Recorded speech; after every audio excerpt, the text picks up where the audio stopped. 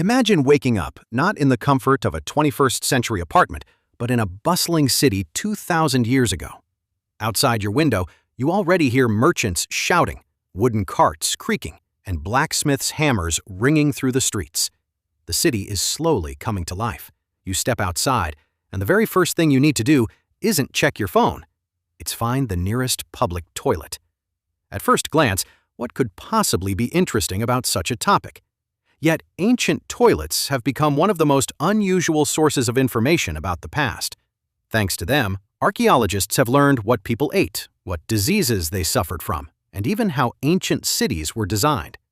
Sometimes an ordinary toilet reveals far more to historians than a magnificent palace ever could. But there was another side to the story. Going to the toilet 2,000 years ago could be not only unpleasant, but genuinely dangerous. Not because monsters lurked there or criminals lay in wait. The greatest threat was completely invisible. People had no idea that bacteria, viruses, and parasites even existed. The discovery of microbes was still many centuries away, so illnesses seemed mysterious. When someone fell sick, people blamed foul air, the wrath of the gods, or simple bad luck. The surprising thing is that many ancient civilizations were not filthy at all. Quite the opposite. They built sophisticated water systems, enormous aqueducts, public baths, and even sewer networks. The Romans in particular excelled at this. When we hear the phrase public toilet, most of us picture a small room with individual stalls. In ancient Rome, things looked very different. Imagine a long stone bench with round openings carved into it. No doors, no partitions, no privacy whatsoever.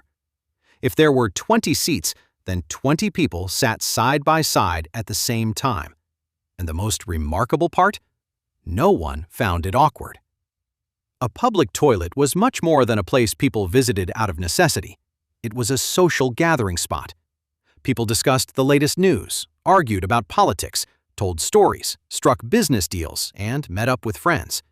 In many ways, it was something between a modern cafe and a town square, though admittedly with a very different atmosphere. Beneath the seats, water flowed continuously, carrying waste into the sewer system. For its time, this was a remarkable engineering achievement.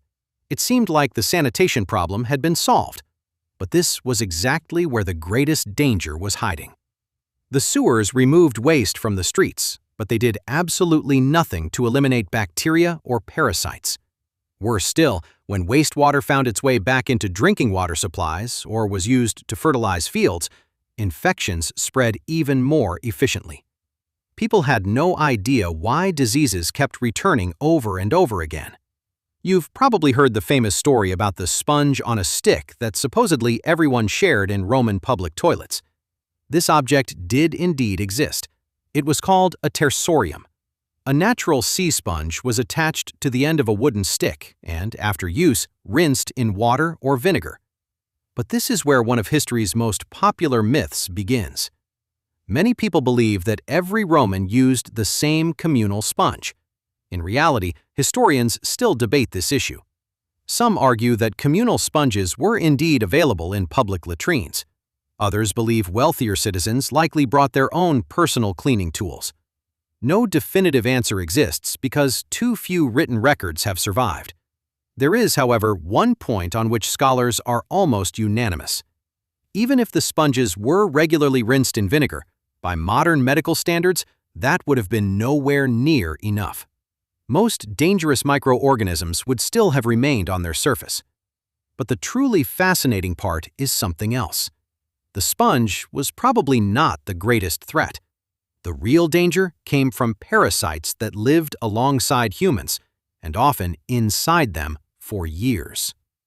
Modern research into ancient toilets has revealed just how widespread this problem really was. When archaeologists first began carefully studying ancient latrines, many assumed there would be little of interest to find. They turned out to be completely wrong. Today, ancient cesspits are considered some of the richest sources of information about the everyday lives of ordinary people. Why? Because unlike palaces and temples, ancient toilets rarely attracted looters.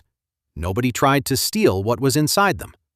As a result, countless everyday objects accidentally dropped by ancient city dwellers remained perfectly preserved. Archaeologists regularly discover coins, rings, hairpins, glass beads, bone needles, and even children's toys. Apparently, people 2,000 years ago occasionally dropped things in extremely unfortunate places too. But the most important discoveries cannot be seen without a microscope. When scientists examined ancient deposits, they found thousands of parasite eggs. Some belonged to roundworms, others to whipworms and tapeworms. Astonishingly, these tiny traces survived for thousands of years. These discoveries gave rise to an entire scientific field known as archaeoparasitology. Its specialists study ancient parasites to understand what diseases affected people in the past and how widespread infections really were. The results were unexpected. For a long time, historians assumed that Rome's advanced sewer system must have dramatically improved public health. But the evidence suggested otherwise. Despite aqueducts, public baths, and elaborate drainage systems, parasite infections remained extremely common in large Roman cities. The explanation turned out to be surprisingly simple. Sewers removed waste from the streets, but they did not destroy the organisms responsible for disease. Even more importantly, human waste was often used as fertilizer. It was practical for agriculture, but it also returned parasite eggs directly to the fields. Vegetables were grown in fertilized soil. The vegetables were taken to market. People bought them and ate them. And the cycle of infection began all over again. In other words, Rome's impressive engineering made cities cleaner while unintentionally helping certain diseases continue to spread. Ancient toilets also revealed much more than just parasites. For example, archaeologists found seeds of figs, grapes, dates, coriander, dill, and even black pepper in Roman latrines. The last discovery surprised researchers the most. Black pepper was imported all the way from India, thousands of miles away. For many years, historians believed only the wealthiest Romans could afford it. Yet archaeological discoveries suggest that in large cities, spices were far more common than previously thought. In many ways, an ancient toilet turned out to be a true encyclopedia of everyday life. It revealed what people ate, what diseases they suffered from, which plants they cultivated, what medicines they used, and even which distant lands they traded with. But if Roman toilets seem like an engineering marvel, the next civilization astonished archaeologists even more. This time, the story takes us to the cities of Mohenjo-Daro and Harappa, which flourished more than 4,000 years ago. During excavations, researchers discovered that many houses already had their own private toilets. Even more impressively, they were connected to drainage systems. Brick-lined drains ran beneath the streets, covered with removable stone slabs that allowed them to be cleaned. For the Bronze Age, this was an almost unbelievable engineering achievement. Some experts believe that the people of the Indus Valley civilization surpassed many societies that appeared thousands of years later in terms of urban sanitation. And yet, even they were missing one crucial piece of knowledge. They did not know that most dangerous diseases were caused by invisible microorganisms. Humanity was still many centuries away from that discovery. That is why some of the strangest habits of ancient people seem both surprising and amusing today, while also inspiring genuine respect for the way they tried to solve problems using the knowledge and resources available to them. Their practices reflected the scientific understanding of their time. People built increasingly sophisticated cities, constructed sewer systems, developed aqueducts, and constantly searched for ways to make daily life more comfortable. There was just one problem. They still did not understand how diseases actually spread. For example, the Romans sincerely believed that foul odors were the greatest danger. As a result, they focused primarily on eliminating bad smells. In public places, they used scented oils, burned incense, and kept water flowing continuously to reduce the odor of human waste.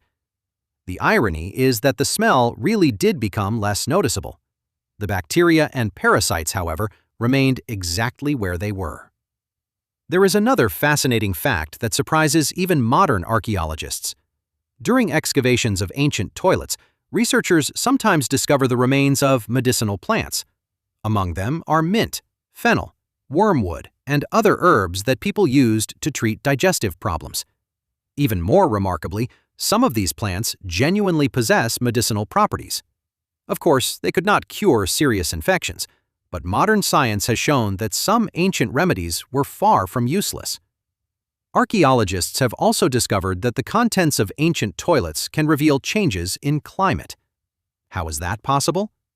If the variety of seeds and food remains suddenly declines during a particular period, it suggests that people's diets became much less diverse. In other words, an ancient toilet can reveal not only the health of a population, but also the economic condition of an entire civilization. There have also been some rather amusing discoveries. Excavations regularly uncover lost rings, coins, hairpins, glass beads, and even children's toys. It's easy to imagine the frustration of someone who accidentally dropped a coin into a public toilet 2,000 years ago. They probably sighed deeply and decided it would be easier to earn another one. Archaeologists sometimes joke that ancient toilets have become the most unusual lost and found office in human history. Yet the most important discovery of recent decades has nothing to do with lost jewelry. It has everything to do with modern science. Today, researchers use microscopes, chemical analysis, CT scanning, and ancient DNA analysis to reconstruct everyday life with astonishing precision. It turns out that history is preserved not only in chronicles, palaces, and pyramids. Sometimes it is hidden in places that no one once considered worthy of attention. That is why archaeologists increasingly describe ancient toilets as true archives of the past. Unfiltered, unembellished, free of legends, without any attempt to make history more glamorous than it really was. They reveal the everyday lives of ordinary people, what they ate, what illnesses they suffered from, how they treated themselves, what they bought at the marketplace, and how safe or unsafe their daily lives actually were. When we compare the ancient world with our own, it becomes clear just how far humanity has come. Today, we rarely stop to think that clean water, modern sewer systems, soap, and basic sanitation save millions of lives every single year. To us, these things are simply part of everyday life. But only a few thousand years ago, the world was very different. A simple trip to the toilet could end with a serious intestinal infection.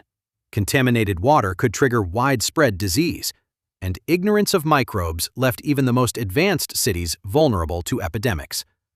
That is why modern sanitation is considered one of civilization's greatest achievements. It is not as spectacular as the pyramids, not as beautiful as ancient temples, and not as famous as the Great Wall of China. Yet together with clean drinking water, it has extended the lives of millions of people around the world. And perhaps that is the most unexpected conclusion of this entire story. When we admire the great civilizations of the past, it is easy to focus on their palaces, monuments, and treasures. But true civilization does not begin with statues of gold. It begins with the things that make everyday life safer for ordinary people. So the next time you press the flush button, remember, behind that simple action stand thousands of years of engineering breakthroughs, trial and error, and scientific discovery. And it is entirely possible that the ordinary modern toilet is one of the most underrated inventions in human history. If you enjoyed this journey into the hidden side of history, let me know what surprised you the most in the comments. Did anything in this story change the way you think about the ancient world? And if you'd like to see more fascinating stories about archaeology, forgotten civilizations, and the surprising discoveries that continue to reshape our understanding of the past, don't forget to subscribe and turn on notifications so you won't miss the next episode. Thanks for watching, and I'll see you in the next video.